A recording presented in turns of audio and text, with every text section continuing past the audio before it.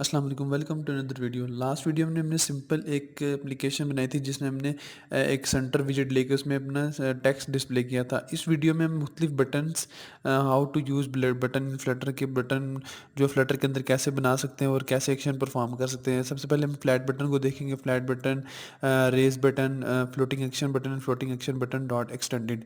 सो चलते हैं वीडियो की जानब। This is simple of last application जिसमें हमने सिंपल अपने टेक्स्ट को सेंटर के अंदर शो किया था।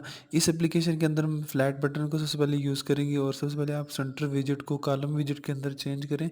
और कॉलम विजेट के अंदर एक विजेट होता है जिसे हम चिल्ड्रन विजेट कहते हैं, जिसमें हम मल्टीपल पैरामीटर डिफाइन कर सकते हैं, मल्टीपल विजेट्स डिफाइन कर सकते हैं। तो सबसे पहले हम फ्लैट बटन के विजेट्स को डिफाइन करते हैं।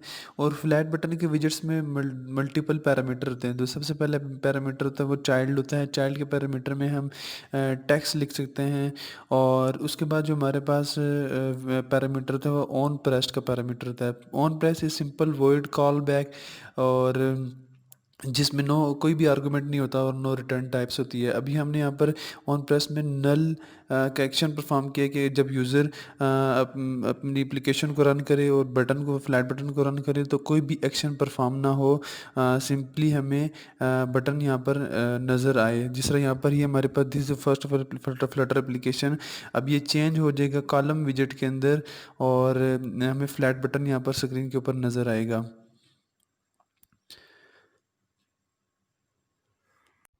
नेक्स्ट स्टेप में हमारे पास है रेज्ड बटन। फ्लैट बटन के बाद ये भी सिमिलर है फ्लैट बटन की तरह, और मटेरियल बटन है। और इसको हम एलिवेशन के लिए यूज़ करते हैं। जब यूज़र इसको प्रेस करता है तो इसकी स्क्रीन थोड़ी सी एलिवेट हो जाती है।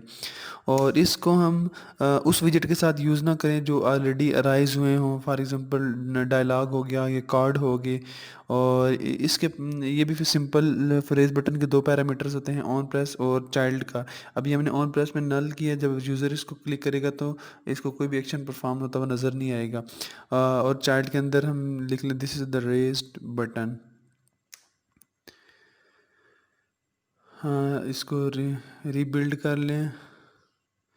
जब हम इसको रीबिल्ड करेंगे तो हमने जो मेन बॉडी के अंदर जो विजेट्स डिफाइन किया है वो कॉलम है, तो हमें एक कॉलम के अंदर ये बटन डिफाइन होते हुए नज़र आएंगे।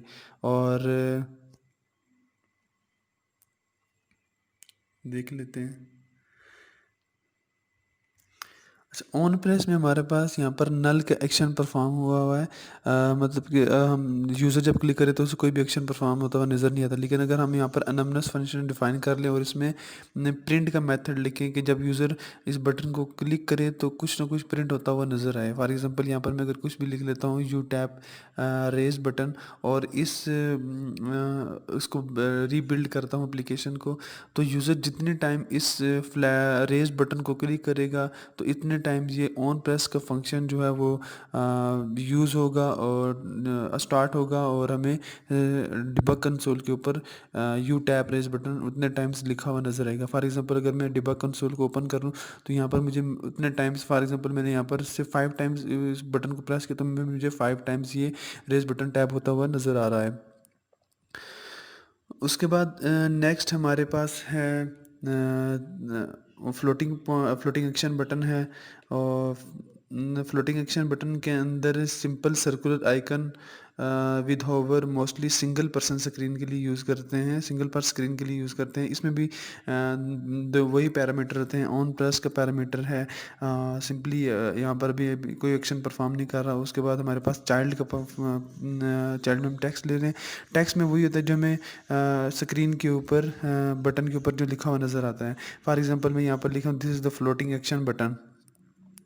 अगर मैं यहाँ पर लिखूँ फ्लोटिंग एक्शन बटन तो हमें यही बटन के ऊपर लिखा हुआ नज़र है। फॉर एग्जांपल अगर मैं इसको रीबिल्ड करूँ तो यहाँ पर मुझे ये तमाम बटन कॉलम में नज़र आ रहे हैं, क्योंकि हमने बॉडी के अंदर, मैंने बॉडी के अंदर कॉलम विजिट लिया। तो यहाँ पर मुझे अभी विजिबल नहीं है कि जो मैंने ये लिखा, क्योंकि हमारे पास सर्कुलर था और ये टेक्स्ट बहुत बड़ा है।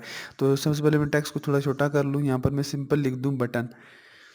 तो जो चीज़ भी हम इस टेक्स्ट के अंदर लिखेंगे वो हमें यूज़र इंटरफेस के अंदर ऊपर नज़र आ जाएगा। अगर हमें यहाँ पर इसको मैं रीबिल्ड कर लूँ तो हमें अपना जो बटन का वजह वो चेंज हो जाएगा बटन के अंदर। ये मोर विजिबल है और मोर अट्रैक्टिव है। नेक्स्ट में हमारे पास है floating action button dot extended. Floating action button extended हम उसलिए यूज़ करते हैं जब हमने डिफ़ॉल्ट बिहेवियर को चेंज करना होता है। फॉर एग्जांपल फ्लोटिंग आइकन और टेक्स्ट दोनों लिखने हो तो फिर हम फ्लोटिंग एक्शन बटन यूज़ करते हैं। Floating action button dot extended, इसके भी दो पैरामीटर्स होते हैं, ऑन प्रेस्ड एंड लेबल का। ऑन प्रेस में सिंपली जो हमने एक्शन परफॉर्म करना होता है, और उसके बाद लेबल लेबल जो हमने बटन के ऊपर लिखा हुआ नज़र आए। लेबल में फॉर एग्जांपल मैं यहाँ पर यूज़ कर लेता हूँ, इसके ऊपर टेक्स्ट विजेट यूज़ कर लेता हूँ, I am floating action button, I am extending floating action button. और उसके साथ में इसमें एक और होता है icon. Floating action button extending के साथ एक होता है आइकन। आइकन हम यहाँ पर कुछ भी यूज़ कर सकते हैं, और आइकन विजेट icons into icons dot add. Simply हम कोई भी यूज़ कर सकते हैं। यहाँ पर डिफरेंट आइकन नज़र आ रहे हैं, हम मोस्टली किसी एक को क्लिक करके जो भी हमारी रिक्वायरमेंट होगी। अब इसको रीबिल्ड कर लें। रीबिल्ड करेंगे तो हमारे पास extended flat floating action button नज़र आएगा हमें, जिस तरह ये हमारी है आई एम एक्सटेंडेड। उसके बाद हमारे पास नेक्स्ट स्टेप के अंदर हम बटन यूज़ कर लें icon button. Icon button simply display touchable icon, ये आपको टचबल आइकन डिस्प्ले करता है और ये एक्शन ट्रिगर करता है जब हम इसके ऊपर क्लिक करते हैं। फॉर एग्जांपल आइकन बटन के अंदर हम पैरामीटर यूज़ करते हैं, इसके अंदर होता है आइकन के हमने आइकन कौन सा शो करना है। सिंपली इसी तरह आइकन विजेट्स यूज़ करें, आइकन इंटू आइकन्स डॉट। आपको यहाँ पर मुख्तलिफ आइकन नज़र आ रहे होंगे, तो मैं यहाँ पर यूज़ कर लेता हूँ वॉल्यूम अप का आइकन यूज़ करते हैं। आप अकॉर्डिंग टू योर रिक्वायरमेंट आप कोई भी आइकन यहाँ पर यूज़ कर सकते हैं। उसके बाद जो नेक्स्ट इसके अंदर पैरामीटर होता है वो हमारे पास होता है टूल टिप का। टूल टिप अपने यहाँ पर अपनी रिक्वायरमेंट के मुताबिक इसमें लिखें कि टूल टिप में आपने क्या लिखना है। सिंपली एक टेक्स्ट विजेट होता है, सिंपली यहाँ पर मैं टूल टिप आइकन लिखूँ टूल टिप, और आगे में एक टेक्स्ट डिफाइन कर दूँ इंक्रीज़ वॉल्यूम या decrease volume by 10%, simply according to your requirement.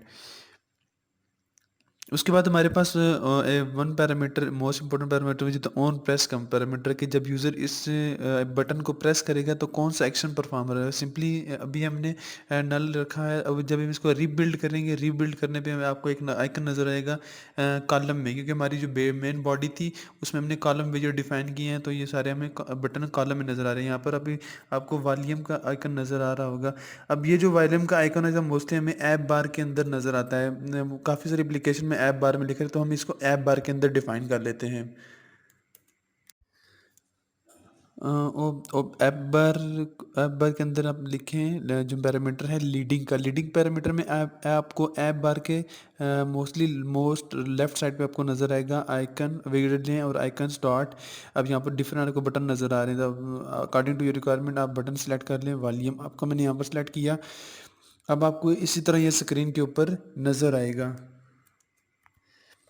अब ये देखें जो हम लीडिंग की वजह से आपकी जो ऐप बार है वो लेफ्ट साइड के ऊपर कन्वर्ट कर। सो ये हमारी बेसिक एप्लीकेशन थी जिसके अंदर हमने सबसे पहले अपने विजेट को का सेंटर से कॉलम के अंदर विजेट किया, फिर फ्लैट बटन को डिफाइन किया, रेज बटन को डिफाइन किया, फ्लोटिंग एक्शन बटन को डिफाइन किया and floating action button dot extended अगर हमने टेक्स्ट के साथ अपने आइकन भी यूज़ करना है, और लास्ट में हमने आइकन बटन को डिफाइन किया। उसके बाद हमारे पास कुछ और बटन भी हो सकते हैं, ब्लैक बटन हो सकता है, क्लोज बटन हो सकता है, drop down button, pop menu button, equal button है, जस्टर डिटेक्टर बटन से। तो हम अपने आने वाली वीडियोस में इंशाल्लाह साथ साथ में वो भी देखेंगे वो आप कैसे अपनी एप्लीकेशन के अंदर डिफाइन कर सकते हैं। सो ये थी आज की वीडियो, होपफुली आपको चीज़ें क्लियर होगी होंगी।